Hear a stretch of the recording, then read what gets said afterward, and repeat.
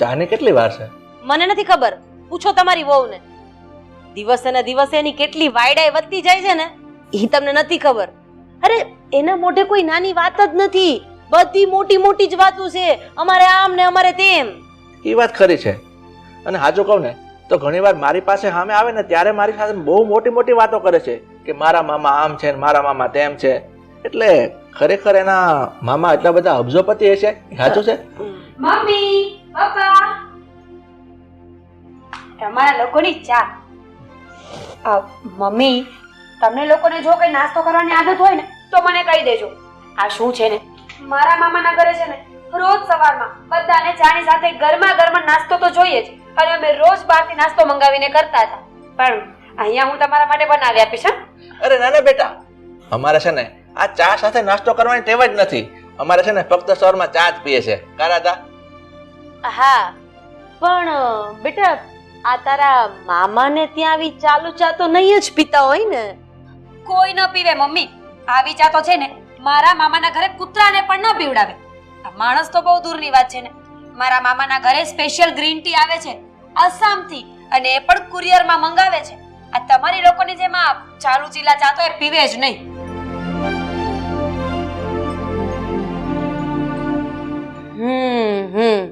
પણ એ ચા આસામથી આવતી હશે અને એ પણ કુરિયરમાં, એટલે મોંઘી પડતી હશે તારા મામાને ને. પણ એને જ પોસાય ને, નહીં બેટા? પોસાય જ ને. 1500 રૂપિયાની કિલો ચા આવે છે. પણ હવે શું, આવી ચા તો એ લોકોને ફાવે નહીં ને, એટલે એ લોકો સ્પેશિયલ ત્યાંથી જ મંગાવે અને સવારમાં ગ્રીન ટી જ પીવાની. સુધીર, તમને ખબર છે આપણે કેટલા નસીબવાળા છીએ કે આ નિશા આપણા ઘરની વહુ બનીને આપણા ઘરે આવી છે. અને એના મામાના ઘરે આટલું બધું છે એમ છતાંય એ છોકરીને જરાય અભિમાન નહીં હો. ક્યારેય મોટી મોટી વાતો જ નહીં. અને હું જ્યારે માર્કેટમાં નીકળું ને ત્યારે બધા મને એમ કે જો ઓલા રાધાબેન જાય છે. પણ ખાલી રાધાબેન નહીં, એમ કે જો નિશાના સાસુ જાય છે. અબજોપતિ છે એના મામા. એ અબજોપતિની દીકરી આ રાધાબેનના ઘરમાં વહુ બનીને આવી છે. અને આ વાત સાંભળું ને નિશા, ત્યારે તો મારી છાતી ગજ ગજ ફૂલી જાય. મને એમ થાય કે આટલી અબજોપતિની દીકરી આપણા જેવાના ઘરમાં, તુચ્છ ગરીબના ઘરમાં, એવું થાય. હા હો મમ્મી, આ તમે છે ને બહુ જ નસીબદાર છો કે મને તમારા દીકરા સાગર સાથે પ્રેમ થઈ ગયો અને મેં એની સાથે લવ મેરેજ કર્યા. બાકી સાચું કહું ને મમ્મી, તો મારા તો વિદેશમાંથી માગા આવતા હતા.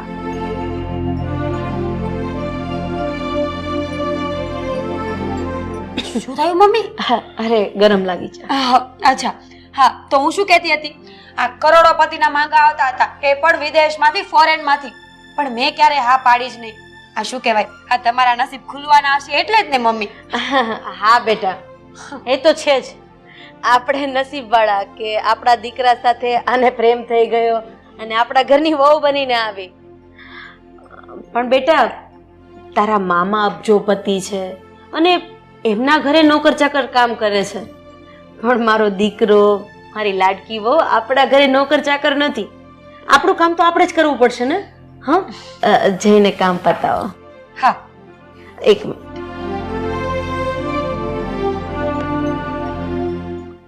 સરસ બની ચા. Thank you.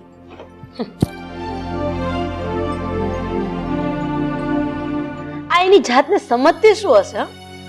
એટલા મોટા મોટા ગોળા ફેંકે છે અને એ પણ ઉપડે નહીં એવા. મને લાગે છે કે આ આપણને મૂર્ખા સમજતી હશે.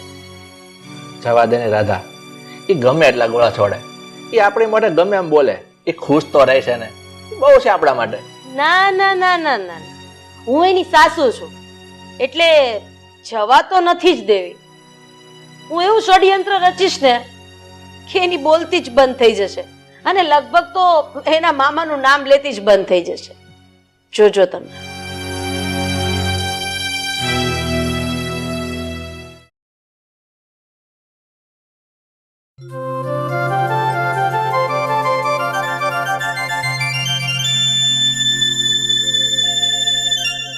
હું જ્યારે ત્યારે વચ્ચે ને વચ્ચે આમ આગા ખસો, બેસવા દો મને.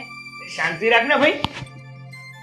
સાગર, તમને ખબર છે આ હું મારા મામાના ઘરે આટલી મોટી થઈને મેં ક્યારે એક કામ નથી કર્યું અને અહીંયા તો આવીને ત્યાર તું બસ કામ કામ કામ થાકી જવાય છે મારાથી. બોલો. હા, છાની મુની કામ કરવામાં અને મારી ચા બની ગઈ હોય ને તો કાલ સાંજની જે ભાખરી છે ને એ મને આપી દે ગરમ કરીને. શું તમે કાલ રાતની ભાખરી ખાશો? ભાવશે તમને? હા, બહુ સારી રીતે ભાવશે. Chip people. તમને ખબર છે હું મારા મામાના ઘરે હતી ને તો 1 કલાક પહેલા બનેલી ભાખરી પણ હું ક્યારેય ન ખાવા. હું જેવી ઉઠું બ્રશ કરીને ફ્રેશ થાવ ને એવો મારા માટે કેન્ટીનમાંથી નાસ્તો આવી જાય અને એ પણ મારો મનગમતો રોજ અલગ અલગ. માપમાં રે. શું માપ મારે? સાચું જ કહી રહી છું. તમને ખબર છે આ મને છે ને ડ્રાય ફ્રૂટ્સ બહુ જ ભાવે અને એ પણ છે ને અહીંયાના નહીં દુબઈના. એટલે મારા માટે બધા ડ્રાય ફ્રૂટ્સ કાજુ બદામ અંજીર જે માંગુ ને એ બધા દુબઈથી આવી જાય અને એ પણ હું જ્યારે માંગુ ત્યારે. અરે એ ફેંકું ચંદ, હા ગોળા ફેંકવામાં થોડુંક તો ધ્યાન રાખ યાર, થોડીક તો માપમાં રે. મન ફાવે એમ બોલે છે. તમને શું લાગે છે હું આ બધા ગપ્પા મારું છું એમ? હું સાચું કહી રહી છું. હા, તારી કોઈ પણ વાત છે ને મારા માન્યમાં આવે ને એવી છે જ નહીં, કારણ કે સાચી જ નથી. જો હું તને સાચી સલાહ આપું છું, આજે તું બોલી રહી છે જે મોટી મોટી ફેંકી રહી છે ને એ યોગ્ય નથી. કોક દિવસની છે ને તું જ સલવાઈ જઈશ. એટલે પ્રેમથી કહું છું, આ માપમાં રે. સાગર, તમે છે ને સાચે જ આ કુવાના દેડકા જેવી જિંદગી જીવો છો. કુવામાં જ તમને દુનિયા દેખાય છે. આ ક્યારેક બહાર નીકળો તો તમે જોવો ને કે દુનિયા કેટલી મોટી છે. ક્યારેક મારા મામાના ઘરે આવશો ને તો તમને ખબર પડશે કે વાહ, હાઈ ફાઈવ લાઈફ શું કહેવાય, એક્સપેન્સિવ વસ્તુઓ શું કહેવાય, લાઈફસ્ટાઈલ કોને કહેવાય. હા, તારી વાત એકદમ સાચી છે. મારે તારા મામાના ઘરે આવવું છે. એક કામ કર ને, આપણે જઈએ ને એકાદ દિવસમાં. જોયું ને, હું ભૂલી ગઈ. આઈ મીન તમને ખબર છે મારા મામા છે ને અમેરિકા રહેવા જતા રહ્યા છે ને. અહીંયા ઇન્ડિયામાં રહેતા જ નથી. ઇન્ડિયામાં રહેતા હોત ને તો આમ તમને મામાના ઘરે લઈ જત. પણ હા, અમેરિકા તો બહુ દૂર છે ને. હા, એ તો ખબર પડી જ. ઓલી કેવત જેવું થયું ને. આ તો મામાનું ઘર કે એટલે દીવા બળે. એટલે મને ખબર જ હતી કે તમે મારી વાતને મસ્તીમાં ઉડાડી નાખશો. ક્યારે પ્લેનમાં બેઠા છો ખરા? નહીં ને. હું મારા મામાને ફોન કરું ને તો આમ ચપટી વગાડતા આપણા બંનેની ટિકિટ અહીંયા આવી જાય. તમને ખબર છે હું છે ને મામાની સાથે 2-3 વખત પ્લેનમાં બેઠી છું. તમે તો ક્યારે જોયું પણ નહીં હોય. ક્યારે એરપોર્ટ પણ જોયું છે નહીં. અને મને કહે છે કે હું જુઠ્ઠું બોલું છું. હા ભાઈ, સારું. હા, તારા મામાનું ઘર અને તારા મામા બધા સારા. હવે એ બધું પડતું મૂક બાપા. તે ચા બનાવી હોય ને તો મને ચા આપીશ ને. હું ક્યાં ના પાડું છું. જો આ ચા પરથી મને યાદ આવ્યું, મારા મામાના ઘરે અસમથી સ્પેશિયલ. બસ આજ માટે એટલું કાફી. આપણે હવે છે ને કાલે બીજા ફાકા સાંભળીશું. હાલ ઊભા થઈ જાવ. ચલો ધીમે ધીમે. ચલો સાગર, સાંભળી લો ને. હા, સાંભળી લીધું.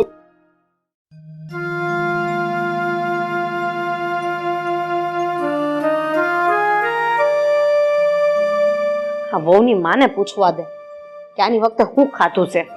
જ્યારે હોય ત્યારે મોટી મોટી મારા મામાના ઘરે આમ, મારા મામાના ઘરે આમ. રીત હોય કે નહીં પછી?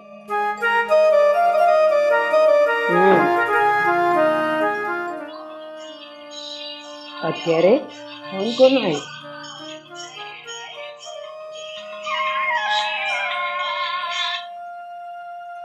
જય શ્રી કૃષ્ણ રાધાબેન, કેમ છો? જય શ્રી કૃષ્ણ. તમે કેમ છો? મજામાં? શું વાત છે, આજે તમે મને યાદ કરી? લે કેમ, કામ હોય તો જ ફોન કરાય, એમને એમ ન કરાય વેવાણને કે દીકરી દઈને પછી છૂટા થઈ ગયા તમે. બોલો શું કામ પડ્યું? વાત એમ હતી કે મારે એ પૂછવાનું હતું કે તમારી દીકરીને તમે શું ખાઈને મોટી કરી છે? આ વાતે નકરી મોટી મોટી જ કરે છે. મારે આમ ને મારે તેમ. ક્યારેક તો મને એમ થાય કે અબજોપતિની દીકરી ન હોય. અરે રાધાબેન, એમાં એવું છે ને કે મારી દીકરી નાની હતી ને, અમારી બાજુમાં એક પાયલ કરીને છોકરી હતી. એ એની બેસ્ટ ફ્રેન્ડ હતી. હવે એ પાયલને એવી ટેવ પડી ગઈ હતી કે મોટા મોટા ગપગોળા છોડે અને મોટી મોટી વાતો કરે, મોટાઈની. બસ આ મારી દીકરીએ એની સાથે દોસ્તી કરી. વાન ન આવી પણ સાન આવી ગઈ. મારી દીકરી પણ એવી જ થઈ ગઈ છે. બસ ખોટી ખોટી અને મોટાઈની જ વાતો કરે. અરે એ નાની હતી ને મારા ઘરે પણ એવું જ કરતી હતી. પણ રાધાબેન, તમે એની વાતને મનમાં ન લેતા. પણ છે ને આમ જોવા જાય ને વેવાણ તો આ બધું ક્યારેક ક્યારેક સારું લાગે. પછી દરરોજ સવારમાં ઉઠીને નકરા ગપ ગોળા મારવાની સારું ન લાગે. વાતે વાતે મારે આમ ને મારે તેમ ને મારે ફલાણું ને મારે ઢીકડું ને પૂછડું. હશે રાધાબેન. હવે નાદાન સમજીને તમે એને માફ કરી દેજો. અને એવું હશે ને હું ત્યાં આવીને એને સમજાવી દઈશ. પણ તમે હવે એની સાથે બહુ લપ નહીં કરતા અને એની વાતનું મનમાં નહીં લગાવતા. હા તે કાંઈ વાંધો નહીં. તમારે સમજાવવાની હોય એમ સમજાવી દેજો. નતર પછી જોયા જેવી થશે. પછી ન કહેતા કે વેવાણે મને કીધું નહોતું એમ. હા, જય શ્રી કૃષ્ણ. એ હા.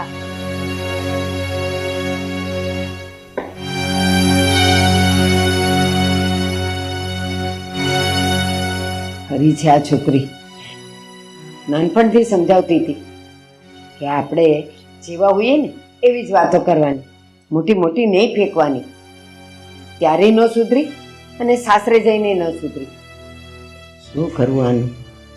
એને ઘરે જઈને સમજાઈ આવીશ. લ્યો આ ખોઈ દો ડુંગર ને નીકળો ઉંદર. મને તેમ હતું કાંઈક હાચન ને મામા કાંઈક મોટા પદ ઉપર ને અબજોપતિ ને કરોડપતિ હશે. ત્યાં તો આ કોકના ઓલે મોટી મોટી કરતી હતી. કેટલાક હશે આવા.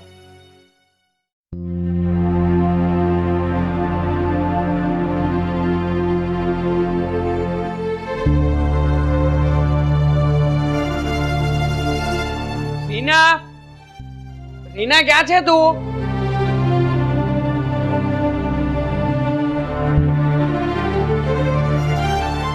બોલ રીના, શું કામ હતું? આમ અચાનક અર્જન્ટમાં મને ફોન કરીને ઘરે કેમ બોલાવી લીધો? હા, મમ્મીનો ફોન આવ્યો હતો. અચ્છા, પણ કેમ? શું કહેતા હતા? બસ ખાલી ખબર અંતર પૂછવા માટે આવ્યો હતો અને તમને યાદ પણ કરતા હતા. 2 દિવસ આપણને ત્યાં રોકાવા બોલાવ્યા છે. 2 દિવસ? અને એ પણ ફોન કરીને બોલાવ્યા છે? પણ કેમ, કંઈ થયું છે? રવિ, મમ્મીએ ભાભીની વાત કરવા માટે ફોન કર્યો હતો. તમને તો ખબર છે ને ભાભીની ટેવ. એટલું વધારે ફેંક છે ને કે વાત જવા દો. એમની ખાલી ખોટી હવામાં વાતો કરવાની ટેવ છે ને બહુ ખરાબ છે. ખબર છે હવે. તારા ભાભીને છે ને આ મોટી મોટી વાતો કરવાની ટેવ છે.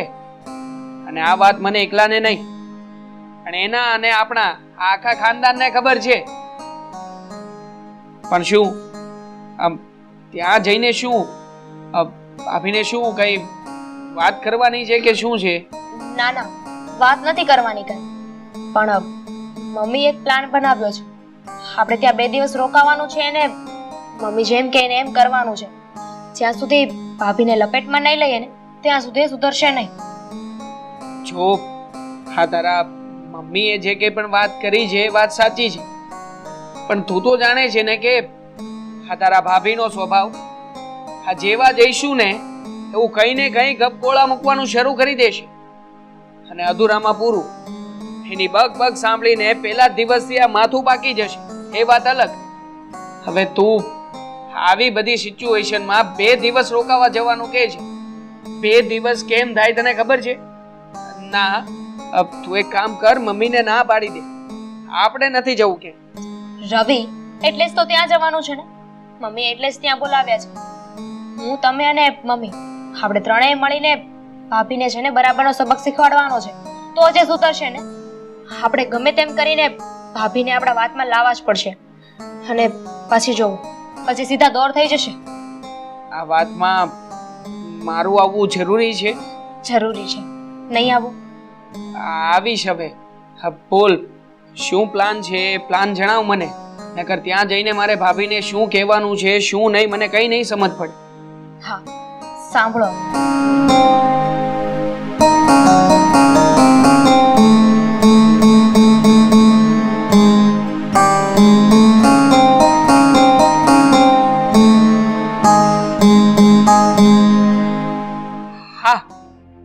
સમજી ગયો. કઈ વાંધો નહીં. તો પછી આ 2 દિવસના કપડાં પેક કરી નાખ. આપણે લોકો અત્યારે જ નીકળીએ. શું એટલી બધી ઉતાવળ છે? આપણે આજે નથી જવાનું, કાલે જવાનું છે. મને લાગે છે કે ભાભીના ગપગોળા સાંભળવાની તમને બહુ ઉતાવળ છે ને? નહીં? નહીં હવે, આ તો પ્લાન સાંભળીને પછી મન થયું કે જલ્દી જલ્દી પ્લાનનો અમલ કરી નાખીએ એમ એટલે. તો એક કામ કરીએ, ઘરમાં છે ને તો 17 કામ બાકી છે, તો આપણે બંને મળીને પેલા પતાવી દઈએ. હા ને? ચાલ. હા, તું પતાવા, હું કપડાં પેક કરું છું. જા. કામ તો કરવું જ નથી કોઈથી બસ. અરે કરવું તો છે, તારી સાથે આવવા તો તૈયાર થયો છું. શું તું પણ